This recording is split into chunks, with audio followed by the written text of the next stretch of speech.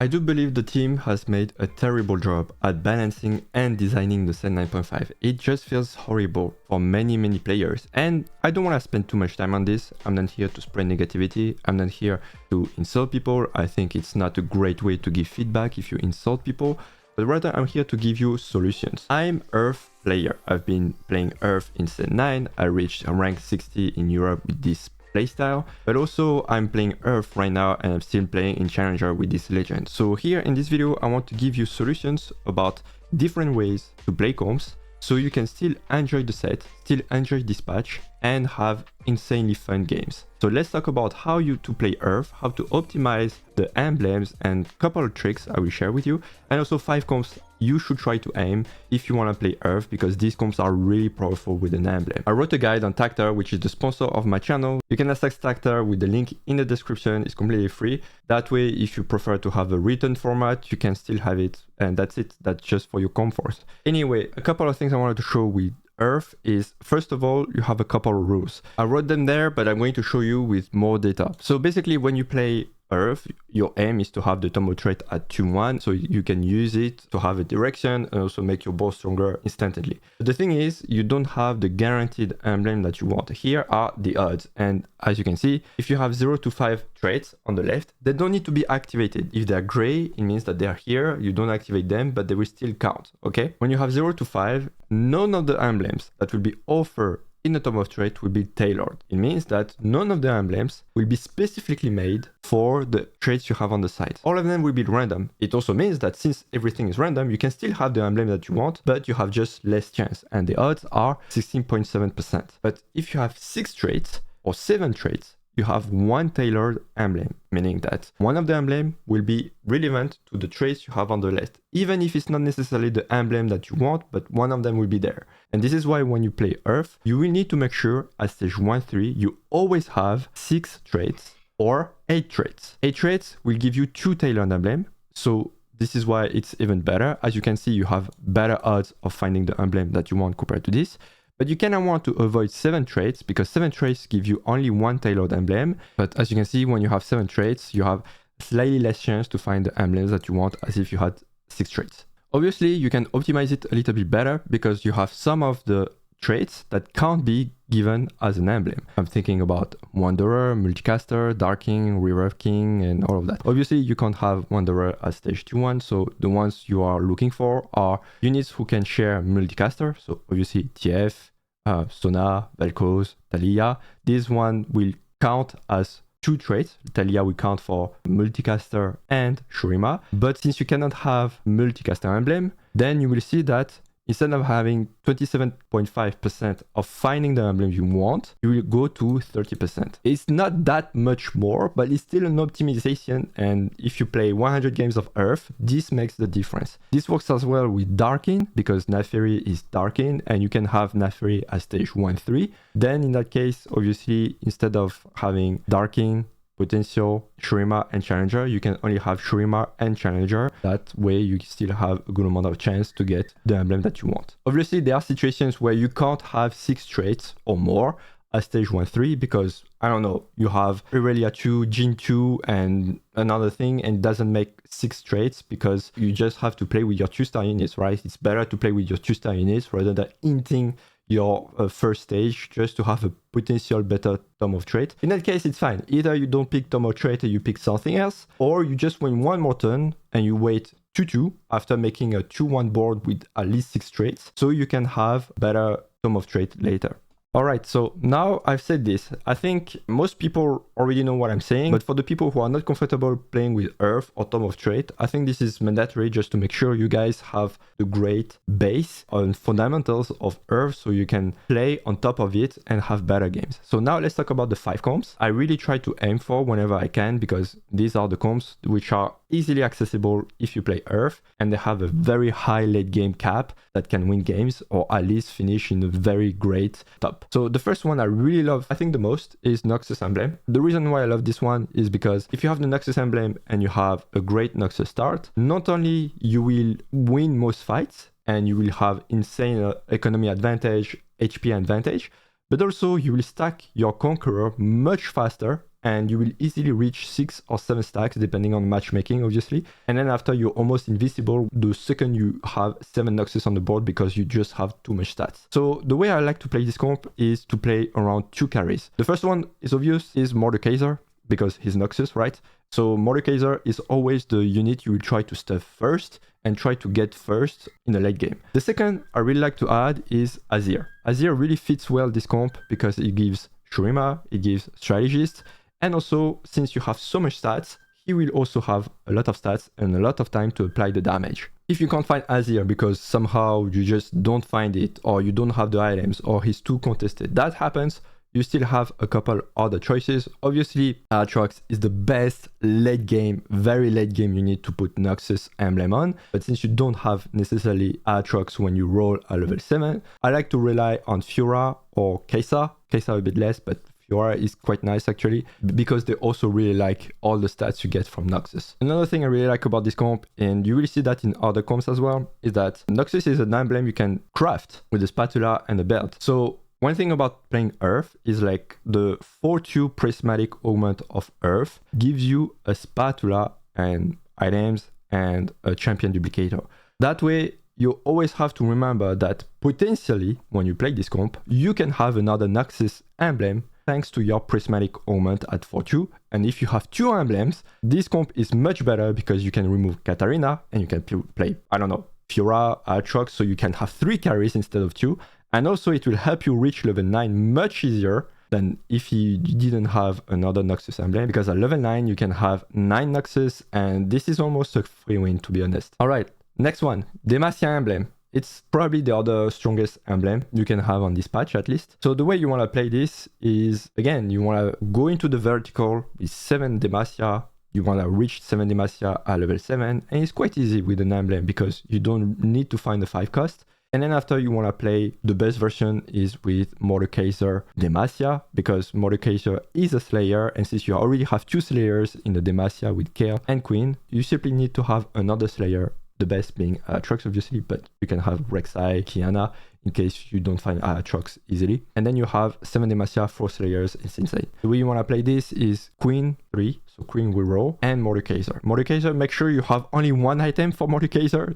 I made the mistake at first game when I put 2 items and I was like, wait, I have the Demacia Emblem and I need to have 1 item. I put the Tactician's Crown because we didn't have the Nature's Tooth here as a Radiant Nature's Tooth, so that's why you need to make sure you have only 1 item on Multicaster. I like RFC, but if you can't have RFC, QSS, Quicksilver is also a great alternative. Again, if you don't find Multicaster, you can play Kai'Sa instead. She will have a Radiant Guardbreaker, which is nice, and you want to use this with maybe a Shojin or something like this. And you want to play with Fiora instead of Queen because you want to make sure your challengers are good if you play around challengers. Alright, the next comp is slightly weaker, but it's still very strong because obviously when you play Earth, sometimes you just don't control the emblems you get. And you have to recognize that sometimes you have slightly weaker comps, but still extremely powerful if you know how to play them. So if you have an Ionia Emblem, just 1, you prefer to play the Ash reroll with set version rather than the old version with Nyla and Xayah, because Nyla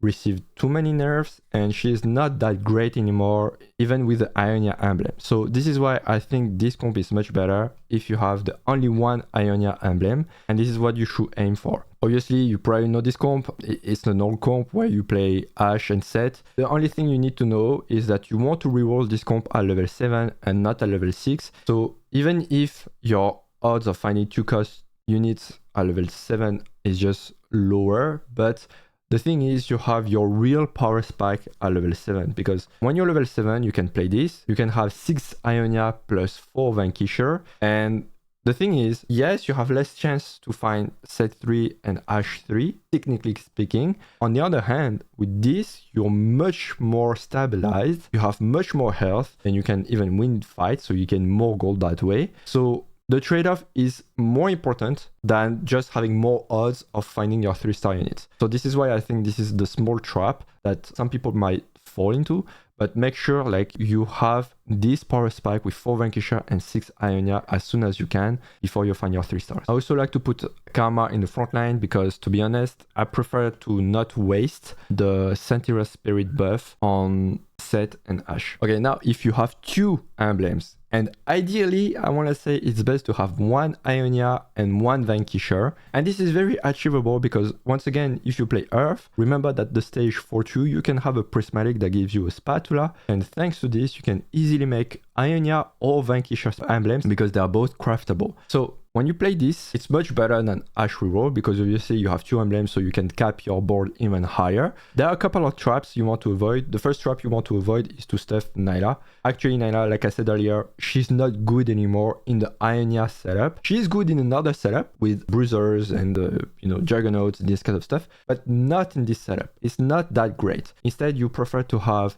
stuff on Shen, obviously, because that's your main tank. On Xayah as well, because she's going to be your main burst DPS for the first seconds of the fight. And after you want stuff on Ahri, because with the Vanquisher emblem, she's going to deal a good amount of damage and she will help you reach targets that neither Xayah or Nyla can reach. If you play this comp and you already have a lot of emblems, because maybe you play on all of 9, I think that's called like this, you can use Karma as your mid-game carry until you find Ahri.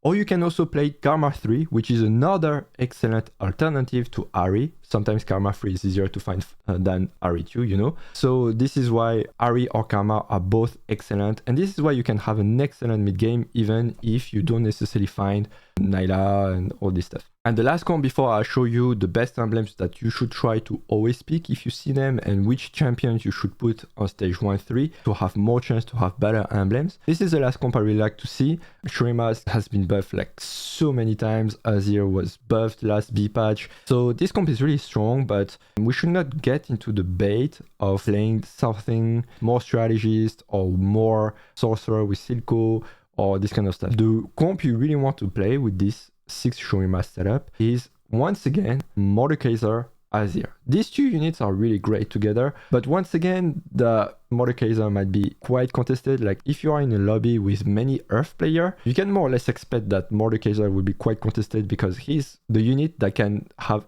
all the emblems almost of the game and perform very well with them. Obviously, Targon doesn't count, but you understand what I mean. So when you play this comp, you want to have 2 carries, Azir, Multicaster. They will have tons of attack speed, so you don't necessarily need to have a Ginzu on Azir. Instead, you prefer to have fight scaling with Archangel stuff because obviously all your team is quite tanky with all the HP they get, with all the regen they have. So you just want to have fight scaling, and Multicaster, you just want to make sure he can attack from far away with the RFC.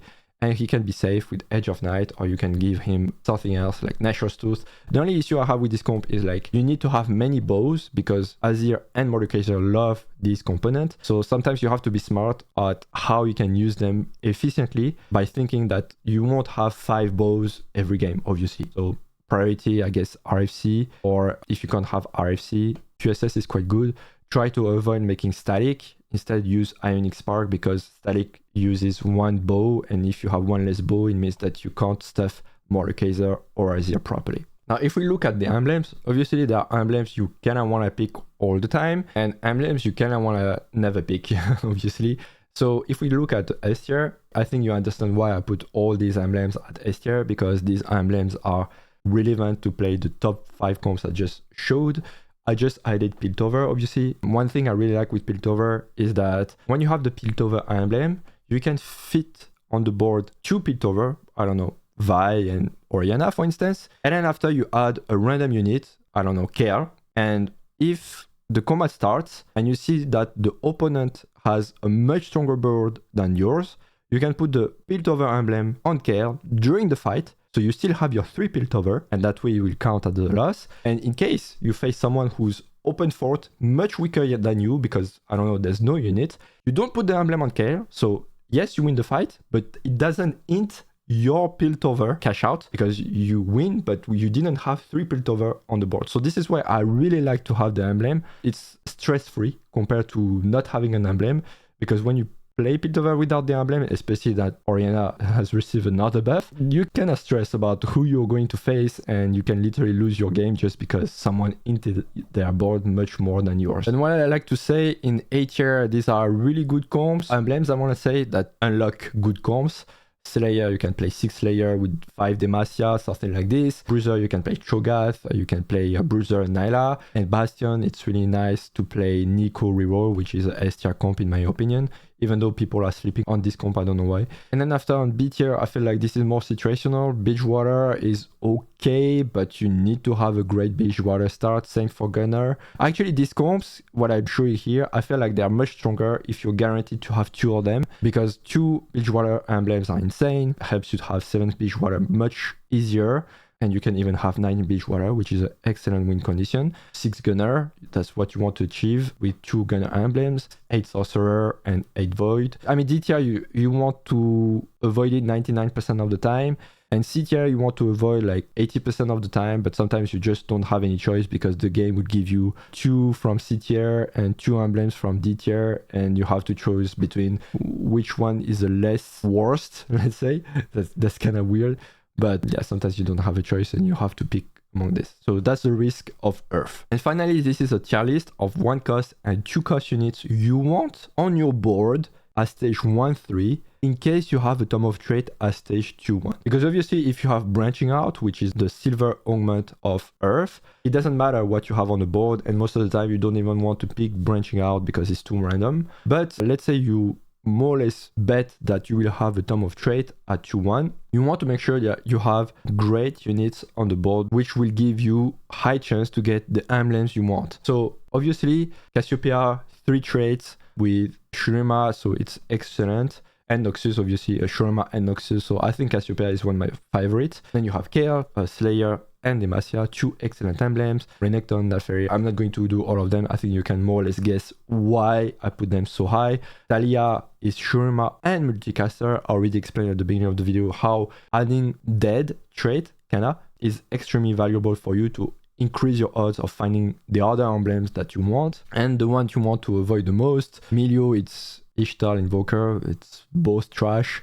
Soraka Invoker, Targon, both trash. And Graves, I used to like him, but now he has 3 traits, but let's be honest, these are not the best traits. Rogues, Beachwater, and Gunner. Like I said, this is very, very situational, so it's kind of risky to put Graves because he can hint a little bit your Tome of Traits. But on the other hand, Graves has 3 traits, so he can help you achieve 8 traits at 1-3, so you have 2 tailored emblems, so that's why it's in the middle. And that's pretty much it. I truly hope that this video will inspire you to see a little bit more beyond the TF meta and how the balance isn't perfect, because yes, the balance isn't perfect. Yes, I'm not having that much fun on this set because of it, but it doesn't mean that it's impossible to play differently. It doesn't mean that you have to follow everyone with TF and do exactly the same thing. I do believe that playing URF is different than other legends, and you can actually like it. It's just like sometimes it's a bit scary to start playing URF because it's completely different. It puts you out of your comfort zone basically. But once you get used to this new comfort zone, let's say, that's where you can have a lot of creativity in your game. That's how you can play differently from the other players, and that's how you can feel rewarded for this. And I think that's a nice feeling. So until next patch, and I hope the next patch will be a better patch, I wish you a great climb and see you at the top of the ladder.